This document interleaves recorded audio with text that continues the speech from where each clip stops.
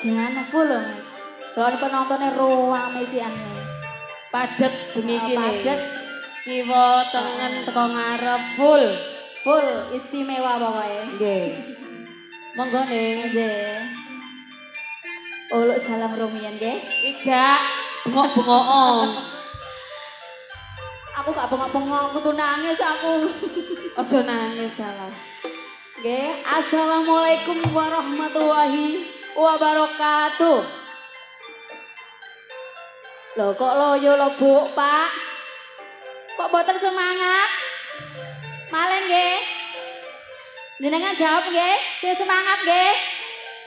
Nggih. Assalamualaikum warahmatullahi wabarakatuh. Jamaah. Jamaah. Alhamdulillah. Iki pengajian apa katene ngludruk ini. Nggih, saderengipun ngaturaken sugeng dalu lan boten supe dalam aturaken matur sembah nuwun kagem Bapak Kepala Desa serta perangkatipun sedaya. Ugi boten supe ngaturaken matur sembah nuwun kagem sedaya bapak-bapak panitia. Ugi ibu-ibu PKK nggih ning ingkang sampun paring pasugatan kagem kru Budi Wijaya. Ugi boten supe kagem sedaya masyarakat ngepo Mas. Aku kok dada-dada maling kalali kae. Masyarakat ngepung sedaya matur sembah nuwun sanget ingkang sampun paring rezekinipun kagem sedaya kru Ludruk Budi Wijaya saking Ketapang Kuning Musian Jombang ingkang dipun pimpin sinten Mas Didi Purwanto alias Mas Gundul piyantune bagus, ramah tamah dan tidak sombong dan gemar sedekah. Makane ning ya jope Budi Wijaya iki selalu tahun ini alhamdulillah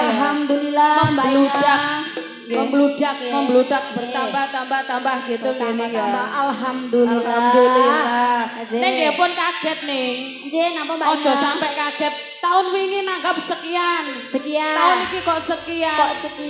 Setiap tahun itu ada gebrakannya sendiri. Sekarang tahun ini ada apa ini? Yang di belakang ada yang kita. Terbaru. Apa iki jenenge? Videotron. Nggih. Naminipun Wijayatron. Nggih. Ingkang dipun sinten niku operatore? Mas Aan. Oke, Mas Hendris.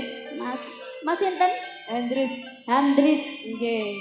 Kok kaya bahasa Inggris ngono jenenge? Nggih. Bagus pokoke. Nggih. Pak Soteng, tolong di zoom iki bagian operatore. Lah, ben ketok bagus. Nggih, Neng. Oke, mboten supe ngaturaken matur sembah nuwun kagem channel-channel YouTube yang hadir pada malam hari ini yang sudah bergabung dengan channel YouTube-nya Budi Wijaya TV. Langsung kemawon ning acara salajengipun kenapa? Bedayan serba serbi. Masih bersama duo Gak Lemos.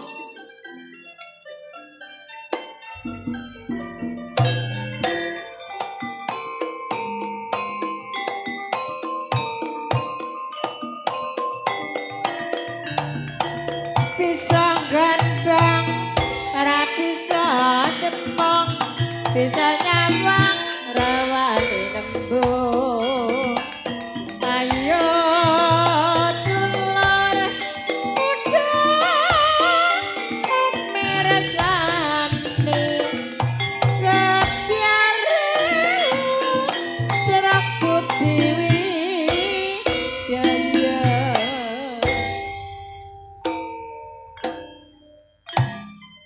Acara selanjutnya Mbak Inge. Nggih, monggo dipun aturi Mbak Seniwati ingkang cantik-cantik. Cantik-cantik Nggih. jelita. Penampilan ingkang perdana. Yang pertama saya akan tampilkan Bella Firmansyah dan Neng Kiki Amelia. Nggih, matur sembah nuwun saking Segodo Bancang Tarik. Ugi saking Lakar Santri Sawunggaling wong bagus matur sembah nuwun. Tim pedhot jalur langit. J, tim pedot Jalur Langit.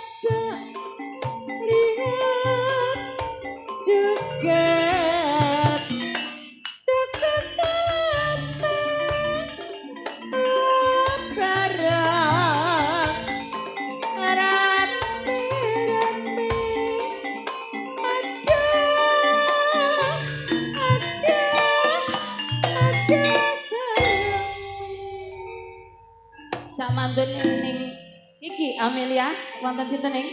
Wonten Neng Dias Pratama dan Neng Rista Andarista. Saking Balung Mojo Kulon matur sembah nuwun. J. Sabu Sobo Bunden. Tim Kopior Setro matur sembah nuwun.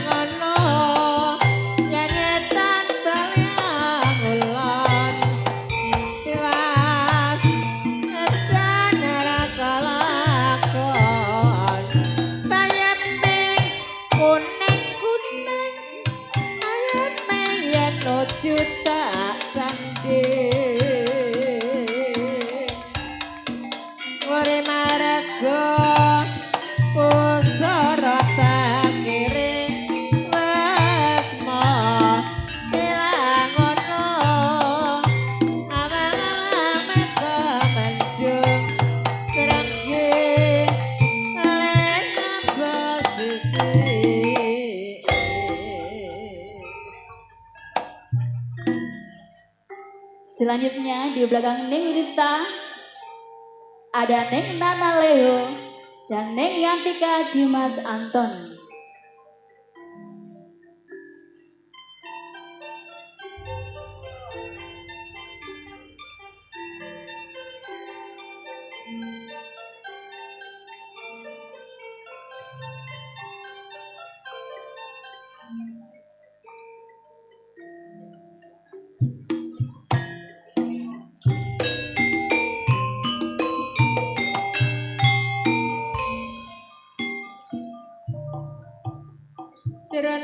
suka kudu eling lan pas padha nyaranaku dhewe kudu eling lan pas padha dari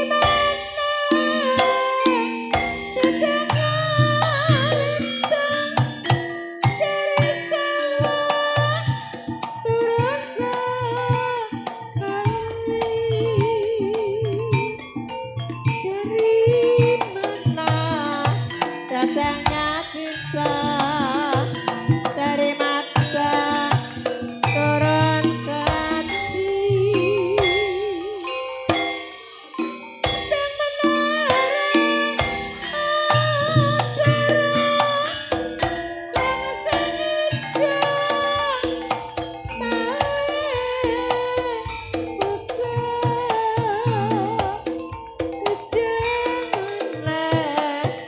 orang nguyuran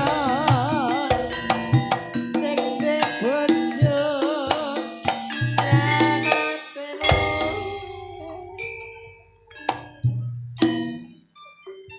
Di belakang Neng Nana selanjutnya masih ditembang campur sari. Ada Neng Rani Kimbulwati dan Neng Menik Wulandari.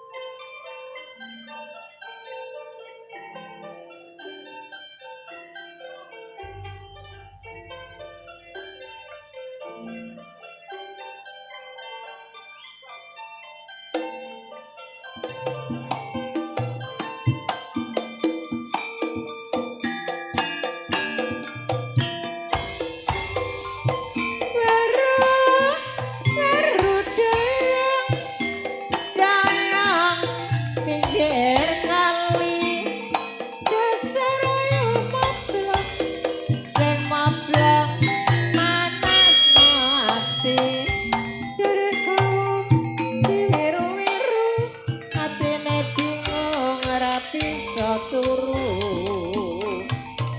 Aru-aru dayang ulon ayo mablak sing mablak ora kelakon bisa kembang ora bisa nyuwun bisa nyawang ora wani nyampe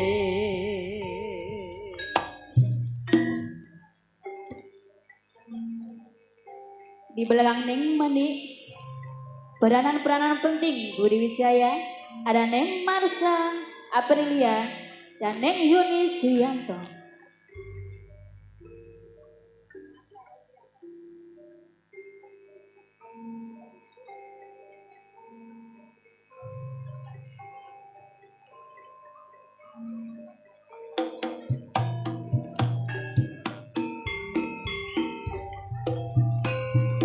nakir sore nakir sing ditakir gedhengi kloso esuk mikir sore mikir dipikir ora rumangsa esuk nyuling sore nyuling sulingane arep Surabaya esuk eling sore dieling-eling ora rumangsa sore reteng sore reteng sing direteng godhonge kates esuk eling sore dieling-eling kok ora beres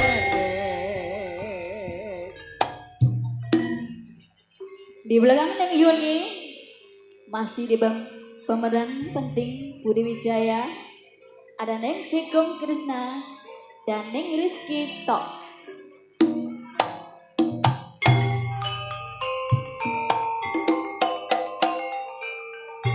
gandas loas sakso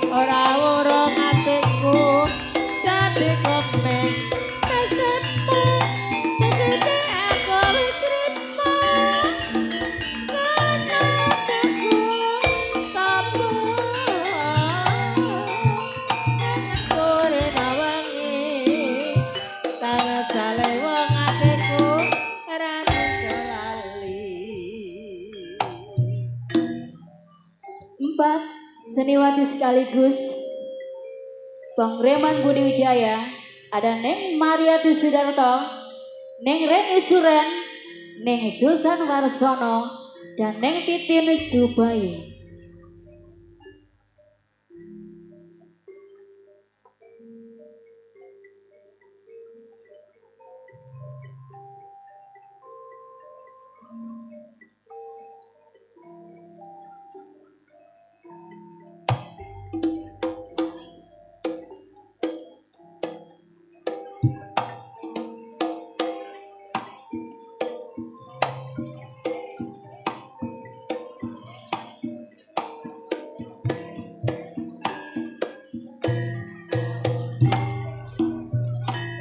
Welang kekek mencelok nang tembok bareng maneh mencelok nang pari aja ngenyek karo wong wedok tinggal lunga setengah mati welang kekek welang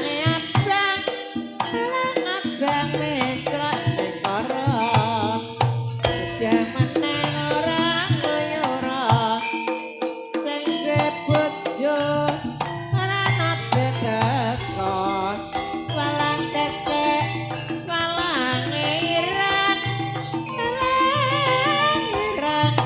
kabur bengang yen beno seneng aja memandang yen ora seneng dalan merono.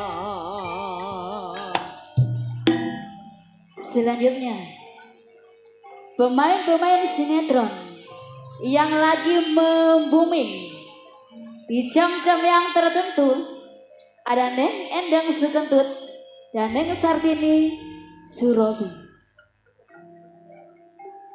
Dalam sinetron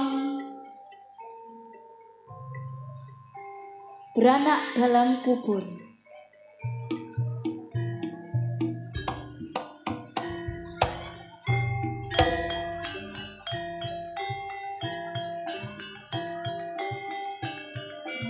Arep manis gulane Jawa arep manis gulane Jawa arep manis bojone sapa arep manis arep manis arep manis gulane arep gulane ireng manis gak nate leru arep manis arep manis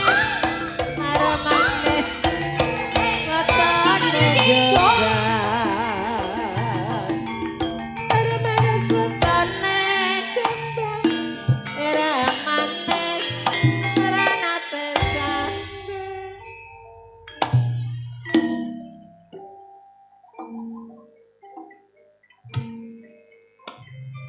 Senior-seniornya Budi Wijaya,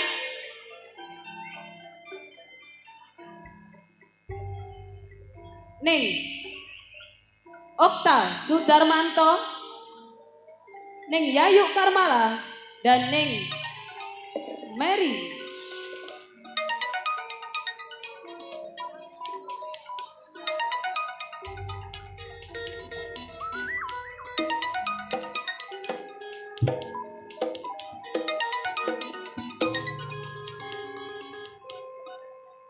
Ning Mary Zunio.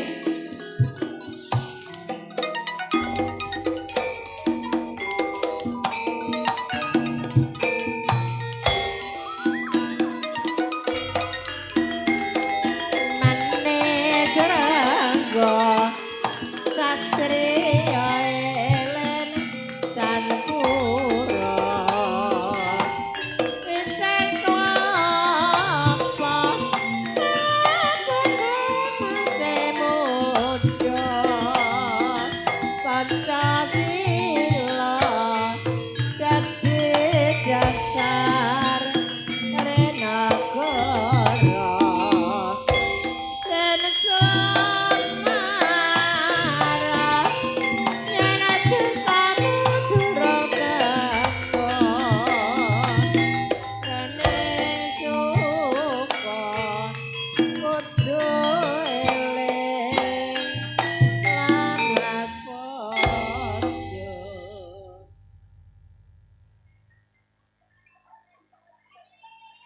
Neng Nur, Dalam Mbak Inga. genaplah sudah Sendiwati Ludruk Budi Wijaya. Untuk menambah semarak pandangan Anda akan dihibur gendeng-gendeng manis campur sari. Masih bersama The Lewong Anti galau. dan juga trio Irama Jos THC Audio Fortuna Letting idolane arek Jombang. Sumangga.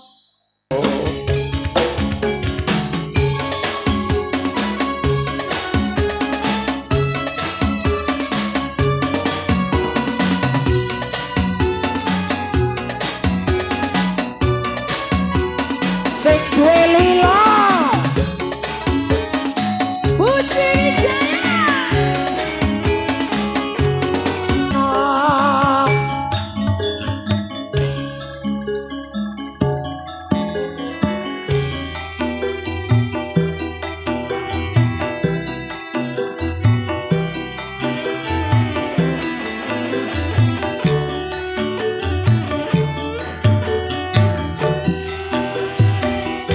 Ayo Mi. Perawan Kalimantan. DP.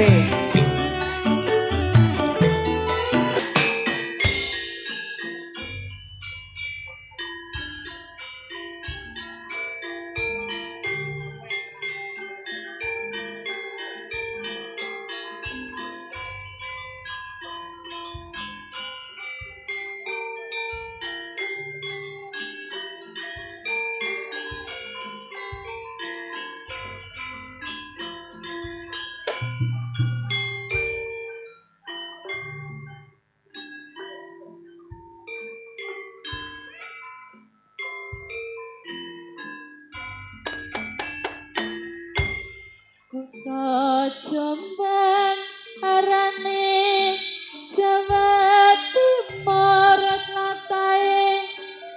Kutha kisabut, kutha beriman. Bersidangnya panas hatinya tani. Kutha santria pancen ake pondai. Kesenian letrok ikut kabudayane. Letrok Budi Wijaya iku lutruk andalane kang Mas Didik Purwanto iku pimpinane desare Pancasila sing dadi langgasane. Tirta wisata yoga arani. Dina minggu ya pancen ake sing nekani. Pancen kutha Jombang iku kutha pendidikan kena kanggo contoh uga kanggo patuladan. Rakyate terus berjuang ningkatno pembangunan pancen maju kutha Kabupaten Jombang. Paripurna mukti. Neng Nur, Dalam Mbak Inga. usahlah sudah acara bedayan serba-serbi. Jangan beranjak dulu dari tempat duduk Anda. Anda akan dihibur para pelawak-pelawak kondang Jawa Timur yang akan diawali langsung oleh Cak Aris. Neng, saya Neng Inge Wijaya. Saya Nur Fadila. Apabila ada kata-kata atau perilaku yang kurang berkenan di hati pemirsa semuanya, saya dan kru Budi Wijaya mohon maaf yang sebesar-besarnya. Akhirul kata dari saya, wassalamualaikum warahmatullahi wabarakatuh.